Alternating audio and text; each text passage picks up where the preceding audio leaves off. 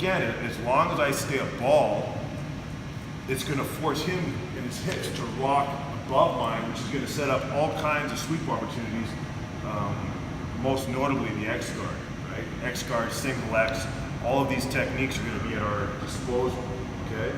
So come by Chris for a quick sec.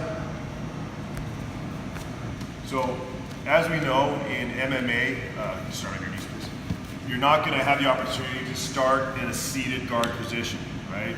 Or a butterfly position from a strength position where I'm seated. I'm going to have to earn this, right? Because in MMA, he's going to stand up and just punch me in the face, right? Or I'm just going to stand up and he gives me this much space. So it's not something that you're ever going to see outside of sport jiu-jitsu, okay? So he's going to be driving into me, flattening me out, right? And we're going to be, fighting from here because he's going to be trying to elbow me in the face and punch and yada, yada, yada, right? And I'm going to be trying to create space to move. But the problem is that I'm in a very flat position here.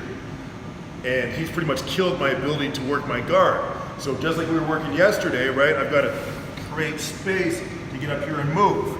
And that's the big difference. I can't hang out here in a jiu-jitsu for MMA or self-defense. It's got to be like, get to the seated position and then sweep. Now this time, I'm going to get into this position where he's up here. I go to move him and he just stands up. There we go, right here. Now this is a dangerous position for me because he's going to be punching me with full power here. But I've got to use this as a ball, right? So I'm here, he drives back in. I'm going to let him rock right over top of me into an X guard. Then from here, I got all kinds of options, right? I can bring them through and start to hit all my different angles because a ball can sweep in every direction too, right? So again, I'm here, right? Drives in, flattens me out. I go to push him when he stands up. Oh, right? So I can't technical lift out here. I can't stand up. All of his weight is on me still, right? But as a ball, I'm just gonna bring him up. X guard. This time I'm gonna grab the wrist again. And work. So we can go, for this one, just put your hands down, grab the wrist, and then we're gonna look at all the different directions that we can sweep from there, all right? That's what's so beautiful about jiu-jitsu. It's like chess. I got to add a counter to every one of your counters, otherwise I'm eventually going to lose, right? So I get into this position. We'll just start from standing. Like this. Stand up. So boom, I get to here. This time he doesn't put his hand down. So grabbing that wrist is not an option. But I'm a ball. I don't need to go in one direction. I can go in any direction.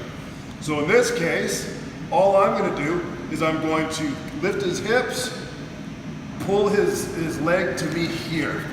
See how I did that? I mean, I don't even need to grab this. He's so off balance now. But from here, grab the ankle, and just extend it right over the ankle, finish with the knee up the middle. Okay? So again, now it's here, boom, push through. He stays standing this time. There's no wrist grab at any point, right? He's not leaning down, right? So I'm just gonna go here until I reach the ankle, right? So his ankle's further away, right? I can't reach that, but I can now, right? Push over the ankle, knee up the middle. I don't let go of this ankle or this knee until I'm perfectly satisfied, right? Then I'm gonna go to pass, okay? So this is the ankle control off of X guard. Let's give that a go. What I can do and what somebody who's taller than me or shorter than me can do are two very different things by body type. So grabbing that ankle can be tough for people with short arms, right? Even if you can get it close, it would still be tough. Whereas for me, it's like, oh, okay, I can get there because I've got longer arms. So this one is good for people with short arms, all right? Because you're gonna be in pretty much the same position. So I go boom, I come through, he's standing straight up and down. But I can't get the ankle, he's somewhat balanced and based. So this time, I'm just gonna bring him straight to his bum. I like to hook the kneecap as extra leverage. You can see I'm pulling it. Then this leg's gonna come up a little bit higher, this leg, and I basically just scissor my legs out this way. Okay? Again, just putting him right on his butt. All right, so one more time. Come through to here.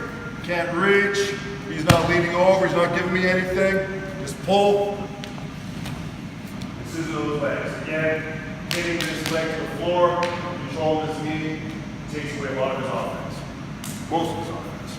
All right? And I go to grab here, it's not there. I go to grab here, it's not there. I'm starting to get hammer fist in the face. And I've decided that, you know what? This position's not as cool as I was hoping it would be. So this is my bailout, okay? This is where I'm not happy with the sweep, so I'm just gonna get back to my feet. So, same idea, boom, punch it through, get to here. I can't make him work, the guy's rock solid, right? Big wrestler or whatever, this guy with a great top game, and I can't move him very well. So I'm just gonna go here, I'm gonna stretch him as far as I can, get up onto my free hand, and I'm gonna technical lift out of here. So I'm just gonna go here. Boom. My top leg's gonna come plant, technical lift up, and I'm just gonna run him down. Okay? So very similar to when we just technical lifted up out of the butterfly, right? Just further down the chain. So again, here, boom, get to here. I extend, as I extend, I'm gonna use the momentum of his weight moving that way to get up onto this arm. So I'm here.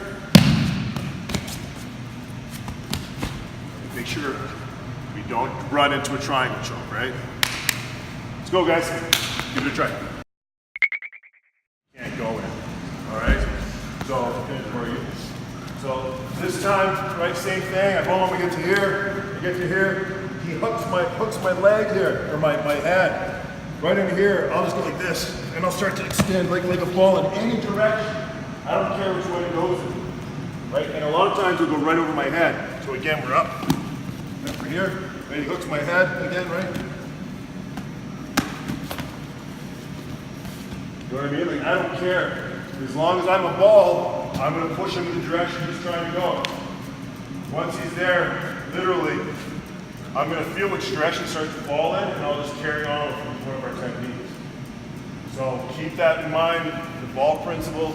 If he's driving even over my head, I'm just going to let him go over my head and then create my movement off of that. The last thing we want is just for him to flatten us out and hold us there. So, I mean, we haven't even explored going to the back. We haven't even explored switching from an X to a single X, which is all, which are branches that naturally grow off of it. So right in here, right, I get to here, boom, right, I can come over to here too. Right, I mean, there's all kinds of stuff that we've got to work from, off the back, right, from in here, boom, right, from here, then I can come up here to a single X, you know what I mean? So like, we're barely scratching the surface here.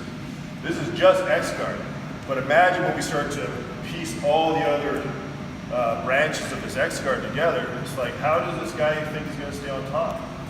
It's going to be very difficult. He's going to have to bring his A game to have a chance not to go on his back very quick.